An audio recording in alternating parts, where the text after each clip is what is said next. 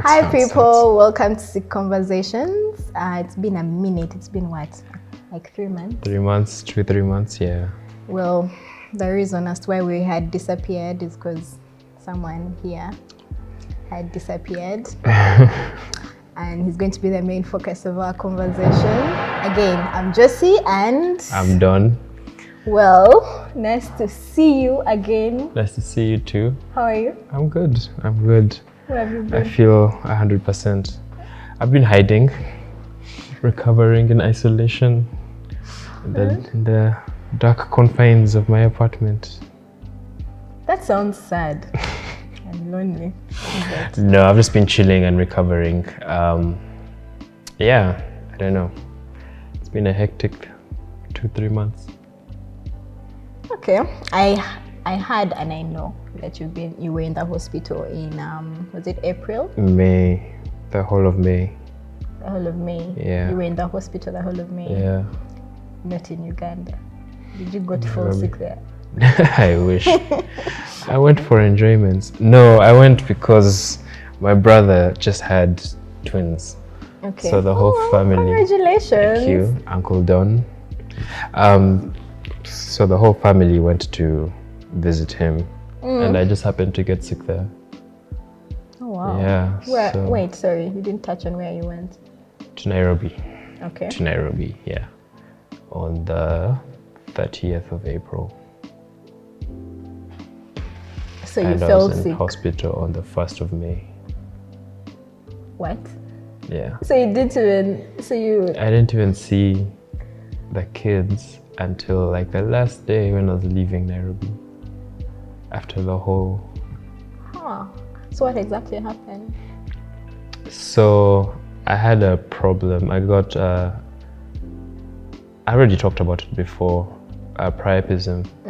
Except this time it was just a little more intense than what it usually is.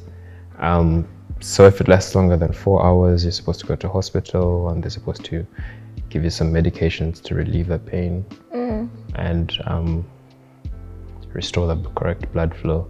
But I think I was dehydrated because it was a weekend of fun. It was my brother's, it was my cousin's birthday, and I was enjoying the birthday like it was mine, and then flew the next day, so I was very dehydrated. And then also the altitude, they think, caused that. Okay. So I ended up having to get surgery to drain out the excess blood. So you had surgery on first? On the 1st. I had the first surgery on the 1st. So I had 2 surgeries. First on the 1st, which didn't help the problem. So we went back. Wait, when you said didn't help the problem, you were still getting the priapism? Yeah, I was still getting the after the priapism surgery? after the surgery. Oh wow. After the shunting procedure, where they basically like drill a hole to relieve the blood flow. Yeah. So I was still getting priapism after the first day. Hey, that must have been so painful. For the next 2 days. And then I had to go back on Thursday. So I was in hospital on Monday, surgery. Went back on Thursday for the second one. Still didn't help completely. What? Yeah, so I was still What's getting. the point of the surgery if they're not they're not doing anything? Why are they still cutting you open? I don't know. They're also confused. They'd never been in that position. It was interesting. Okay. It was interesting and extremely painful. Yeah, so the second one didn't help. I was still having stuttering priapism, but I had lost a lot of blood now, so I needed a transfusion. So I got a blood transfusion. This is about day 5, and I had like a really, really bad reaction. So From the transfusion? From the transfusion, reacting to the blood. My antibodies were reacting to the blood I was getting. So I had to go to HDU because the pain was the worst crisis I've ever felt. It's like head to toe, 10 out of 10. How are you still here? Because Yeah, I'd have given up. I don't know. I don't know how you took that. That and the pain meds, fentanyl and ketamine combined. Sometimes it felt like I'd just given up because the hallucinations I was having, it was intense. Okay. Um, Don't yeah, tell us the it hallucinations. was you're crazy. having. There was a point where I thought I was dead, and I was watching. Did you see the warm light? Like from out, like an out of body experience almost. It was so weird. Anyway, that's just because of the medication. So they decided that they wanted to do a full blood exchange to help with the priapism. So if they exchange all the sickled bloods with the more red blood cells. Okay, I want to touch a bit on that. How exactly does the blood exchange happen? So they have to find matching blood. It's like a transfusion, but there's this machine that takes out your blood and replaces it with new blood. So interesting. It's like dialysis, but yeah, but for blood. So while they're taking out your blood, they're adding in more blood. Yeah. Yeah. Okay. So yeah, it was intense. I'll show you pictures. It's a huge machine. We need It's to put those pictures in the video so people can see. It's huge, and yeah, they stick it into one of your biggest veins, which is for me is on my thigh. So I had a huge needle in my thigh with like an input and an output. So on both your thighs? No, or? just one. I don't know how it works. So Would have to Google how this machine works, Okay. but that's what it was supposed to do. But they couldn't find 8 units because of the way I was reacting to blood. So at some point, they were like, you can't get any O positive blood because you have so many antibodies. I've had so many transfusions, so I've built up so many antibodies. So they were like, we're just going to give up with O positive. Let's look for O negative, which is already rare. So like the second half of the hospitalization after the blood exchange was just trying to find O negative blood to now help me recover, because the blood exchange sent me back to HDU. So which day is this? Which day are we in the hospital? Okay. Day 1 first operation, Yeah. day 4 second operation. Reaction to the transfusion first HDU, the was reaction. like on Saturday. So that's day 6. And then I'm in HDU for like 5 days. As they're trying to get me more blood. So they do the exchange like on day 10. But they didn't use O positive blood. They didn't use O negative blood. They used O positive blood.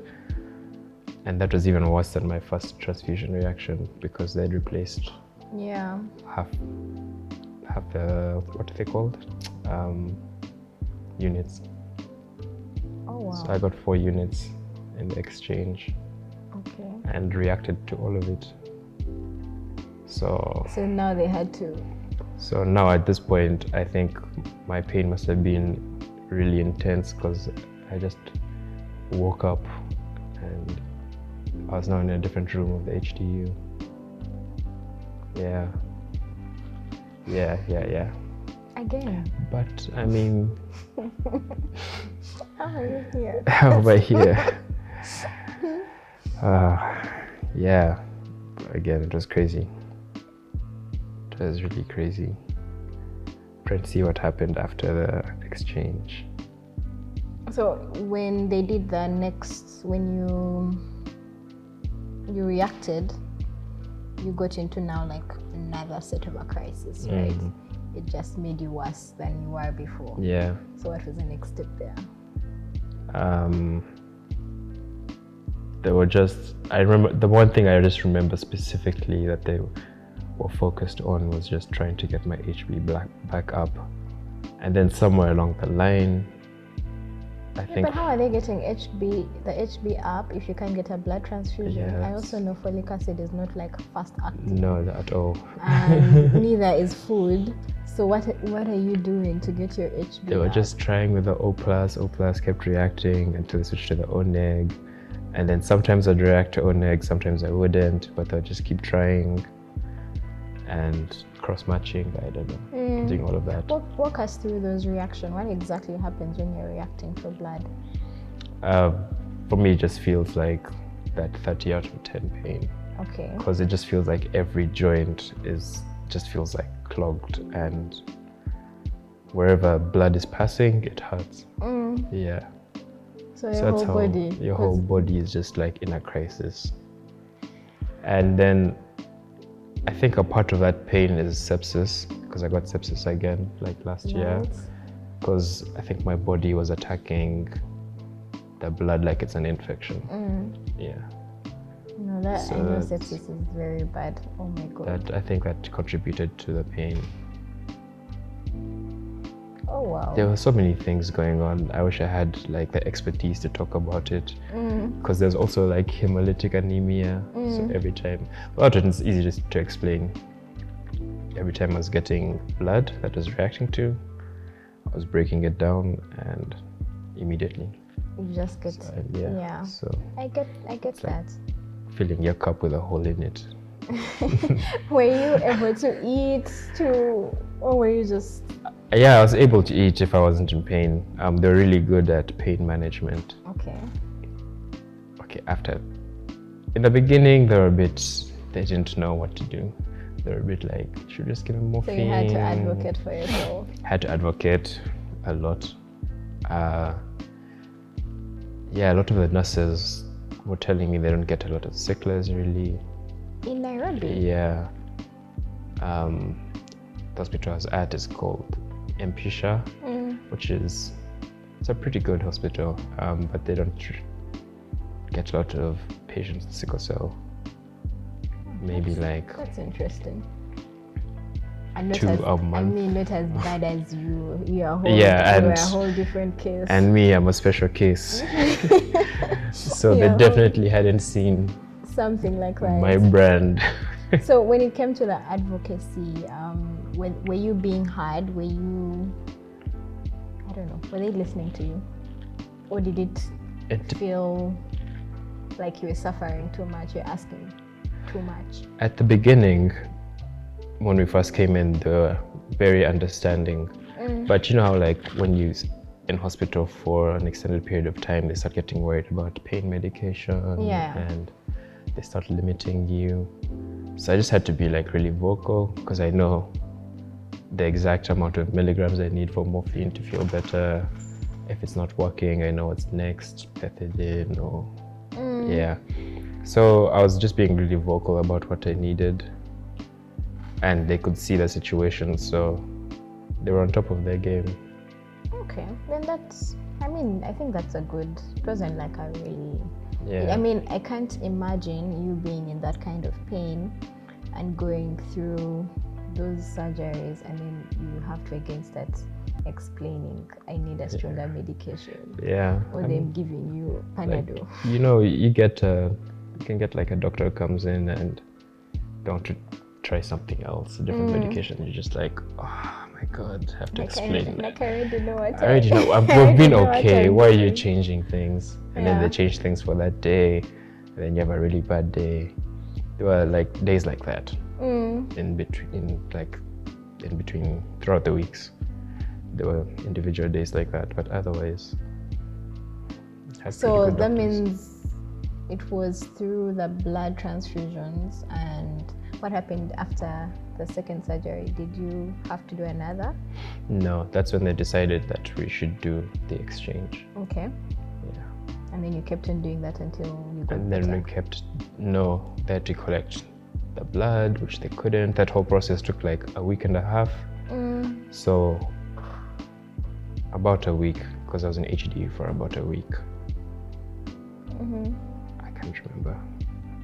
It was weird. HD was underground. It was the lights are on every day, so I don't know if it was like day or night. and on strong painkillers. So I think it was like a week. Okay. I mean, you don't have to remember. It's not. Yeah. You were just trying to survive. Basically. Oh, I'm sorry that happened to you.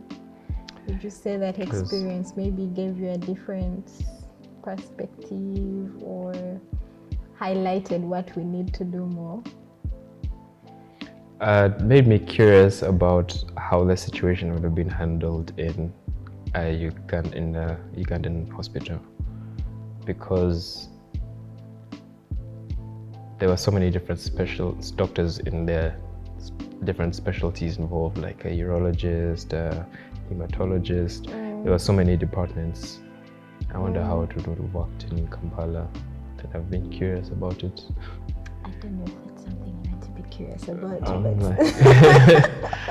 I mean, I don't want to find out. I'm just curious. I don't think that's something. No. Let's not put it out there. Let's have positive energy. We're not going to go through that again. Ever again. I just learned more about myself, how to take better care of myself, I guess.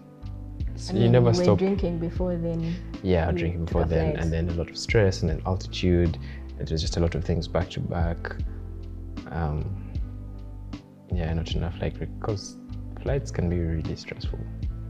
I don't know how you feel after flying, but I don't like traveling. Yeah.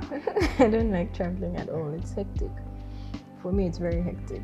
It was just a hectic, like, 48 hours from Saturday to Monday. And how are you now? Much better. Much better.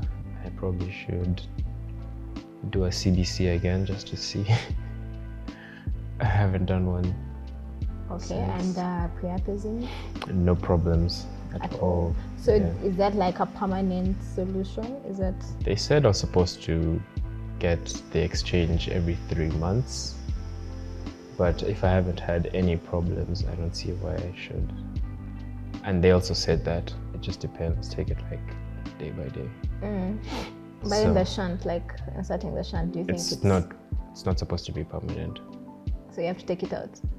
No, it's just like a drilling a bore hole or something. Literally. It's just like a hole that lets the excess blood come out, and then it just heals. Okay. They don't leave anything inside or So, and mentally, how did that situation? Man, it was really tough.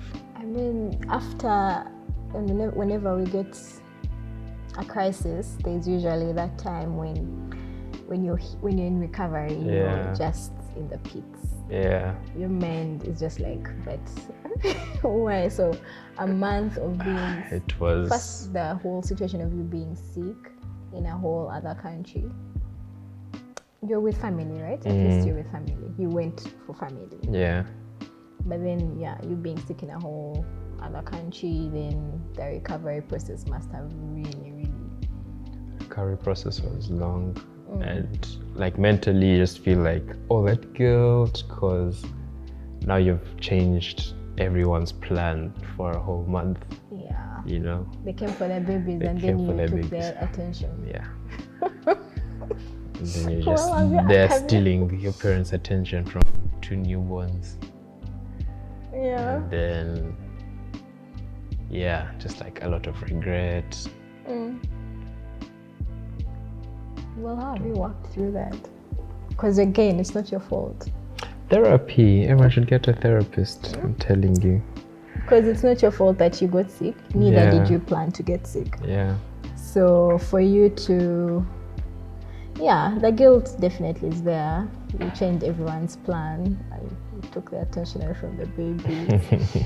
But you didn't plan for it either. Yeah, it was completely... You never planned for this stuff. You can never plan anyway. And you didn't ask for it to be that bad. No one would want to, Yeah. to be in that situation. Ever, voluntarily. Well, I'm glad you're so much better. I don't know what you would like to share in regards to that experience that you might have forgotten since you're here. now that I'm here, Yeah. Since Let you're me see. back, are you now back properly at work? Are you? yeah, back at work, back, everything's back to normal now. A crazy thing about like hospitalizations is you forget about it so quickly after. I don't know about you. You forget Yeah, about it. I don't so know how. I forget about the pain. Like after a month, I can't imagine what it felt like in that time. I usually get anxiety.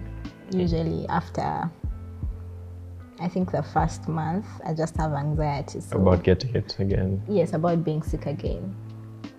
Takes me like maybe like 3 months to be over it. Like, oh, okay, now I'm fine. Yeah. But usually I'm very cautious, very, like you Yeah. said, enclosed. You've been hiding. Yeah, I've been. So that's I've been, also a I guess I'm very still different- recovering. Yes. I guess I'm still recovering. It's only May, June, July, August. Okay, it's been 2 months. 2 months and a bit. I think But give yourself still, time. Still, yeah. And how does that affect your work situation? You being sick for an entire month? Well, during this specific hospitalization, I had to take the entire month off. There wasn't a day where I was even like sitting up or could focus on doing stuff on my laptop. I think it wasn't even until like the 3rd week where I started watching things Yeah. on my laptop, because usually I distract myself from the pain. So your clients and the people you work with are very Yeah, understanding? very understanding. Thankfully, my clients, the people I work with, and for everyone was very understanding. I'm lucky to have like the flexibility where I am in my career right now. So let me ask, when that happens, do you have people who take over what you're doing, or you come back to a whole workload?